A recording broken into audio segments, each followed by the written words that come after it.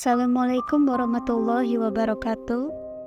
Salam sehat dan sejahtera untuk kita semua. Kaum muslimin dan muslimat yang dirahmati Allah Subhanahu wa taala. Pada kesempatan kali ini kita akan mendengarkan sebuah kisah tauladan dari salah satu nabi Allah Subhanahu wa taala, yaitu Nabi Yakub yang menangis hingga matanya buta karena kehilangan anak tercintanya. Mari kita mulai kisahnya.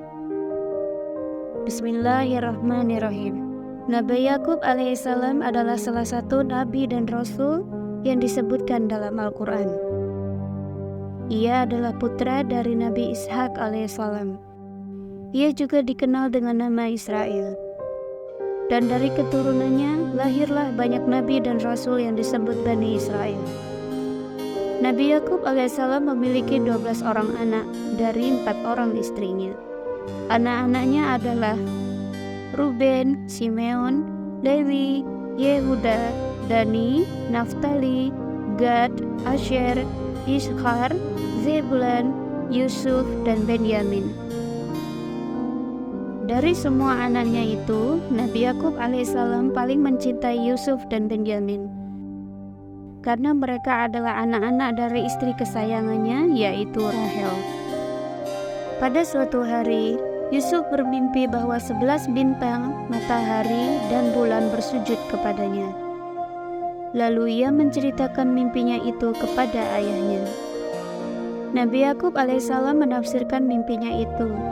Nabi Yakub alaihissalam mengatakan kepada Yusuf bahwa mimpinya itu pertanda suatu hari nanti Yusuf akan menjadi seorang nabi yang mulia dan dihormati.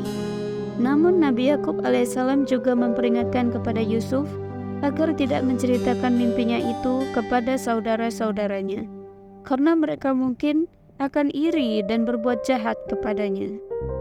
Sayangnya, saudara-saudara Yusuf telah mengetahui mimpinya itu dan mereka merasa cemburu kepadanya.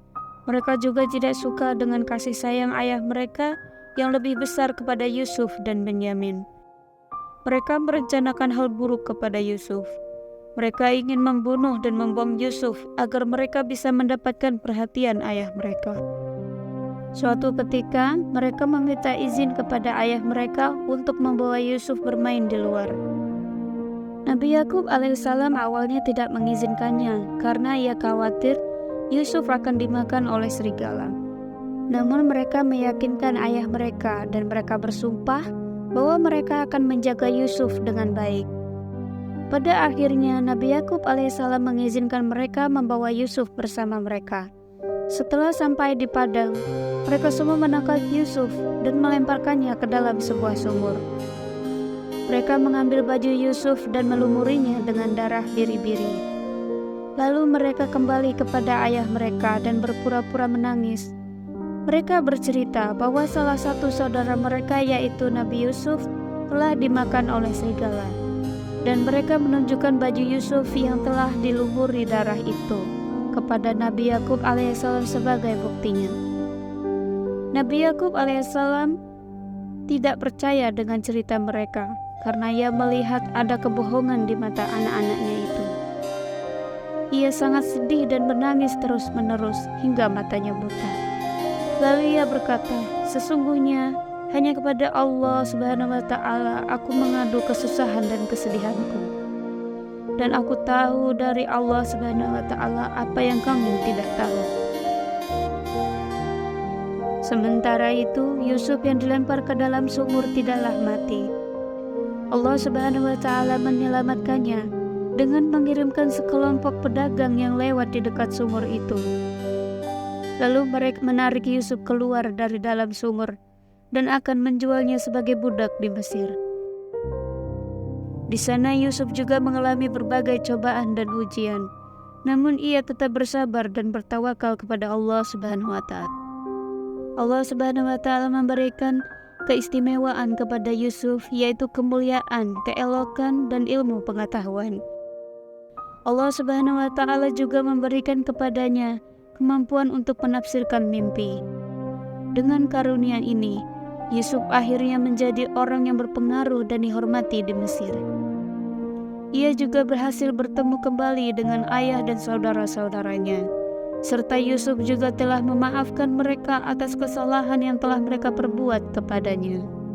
Kisah Nabi Yakub alaihissalam dan Nabi Yusuf alaihissalam adalah kisah yang penuh hikmah dan pembelajaran bagi kita semua. Kisah ini mengajarkan kita tentang kekuatan iman, kesabaran, tawakal, maaf, dan kasih sayang. Kisah ini juga menunjukkan bahwa Allah Subhanahu wa Ta'ala mengetahui segala sesuatu yang terjadi di dunia ini, dan bahwa tidak ada sesuatu apapun yang terjadi kecuali dengan izinnya. Allah Subhanahu wa Ta'ala berfirman, "Sesungguhnya pada kisah-kisah mereka itu terdapat pembelajaran bagi orang-orang yang mempunyai akal."